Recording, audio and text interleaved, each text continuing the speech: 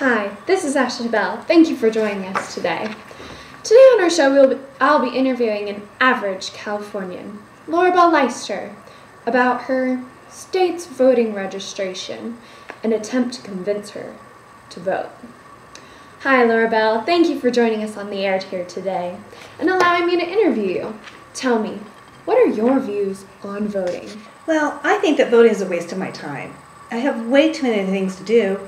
Besides, it's not like my one little vote is going to make any difference. After all, it's not like the governor is going to be coming to my house to sit down over dinner and ask my opinion about what needs to be changed. Well, you know, LAURABELL, I've talked with many people who think their vote just doesn't make a difference in the political arena. You can make a difference in your city by voting for your local officials that make a city run. By voting for representatives that have the same ideals, desires of your own, you can make changes in your hometown. Did you know that even voting on your local level makes a difference in Washington, D.C.? When you vote for your mayor, congressperson, senator, or governor, you are telling the powers of Washington what you want from your government. Because so many people think their vote doesn't mean anything, not only do they not vote, but they are not even registered to vote. The first step in making your voice heard in Washington is voting. Did you know that according to the San Francisco Chronicle, a whopping 13.6 million people turned out to vote in last year's election? Just think, you could have been one of those people. Yeah, but isn't there a lot of hoops I have to jump through to register? I mean, look how long it takes just to get a driver's license. Oh, no. It's a very simple process. It's actually much easier than getting a driver's license, and way quicker than that DMV line we have. Well, that's good, because I don't have a lot of time to waste. There are several ways to register. The government tries to make registration easy and accessible to everyone. You can go online to www.sos.ca.gov. Click on the register to vote, then the second link, fill out a voter registration form now, and just follow the instructions. It's that easy and from your own home. These computers! Okay, fine, I give up. Okay, but say you're not exactly computer savvy, Laura. Technically challenged is the political term, I guess. Well, you can also pick up a registration form at the county elections office, local library, or post office.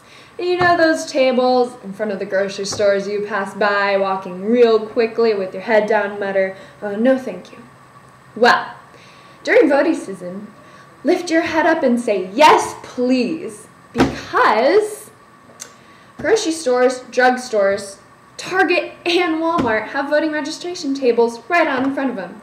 So you can multitask by serving your family and your government at the same time.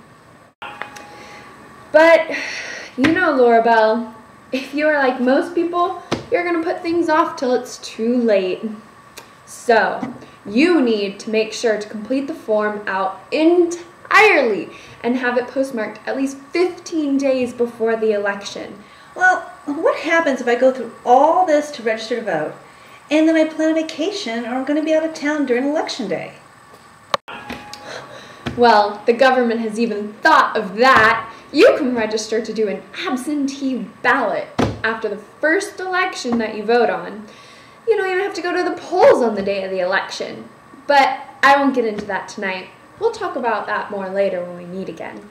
You know, but I've heard there's some really stringent requirements to be eligible to vote. Actually, no. The requirements are actually so simple. So you're telling me that I can drive Sebastian, my hamster, to the post office and register him to vote? It's that simple? Well, no. It's not that simple. You have to be a human being at least. let's test your eligibility by asking a few questions. Okay, let's get started. First off, are you a citizen of this great country, the United States of America? Yes, I am Texas-born and Californian-raised. Well, that leads perfectly into my next question. Say you were born a Texan. I have a question. Are you an established resident of California? Or do you still consider yourself with a Texan and are licensed to drive there? I am a resident of California with a valid California driver's license. So, LAURABELL, will you or are you gonna be 18 by the time the election is held? Oh, why, thank you. It's so nice to know those Botox injections are working. Yes, I am over the age of 18, but that's all you need to know. She's 49. No. So, since I'm speaking to you at your home, you are obviously not in prison on felony conviction. So, but let me ask you this. Are you currently on parole for a felony conviction?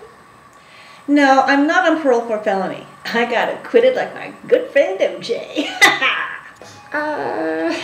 That's good to hear. But let me explain to anyone out there that may have gotten to know Johnny Law a little bit better.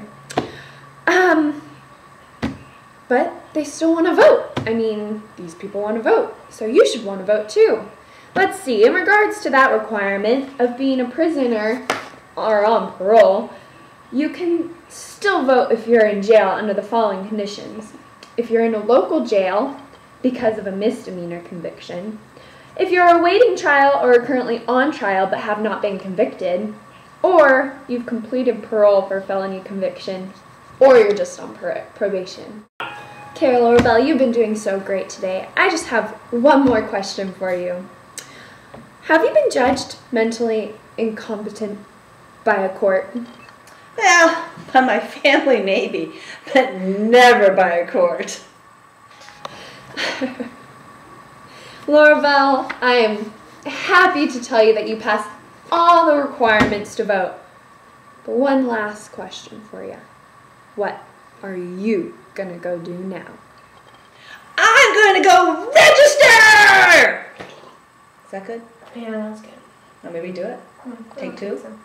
I think it's good. I'm going to go register. My daughter's guilting me into it.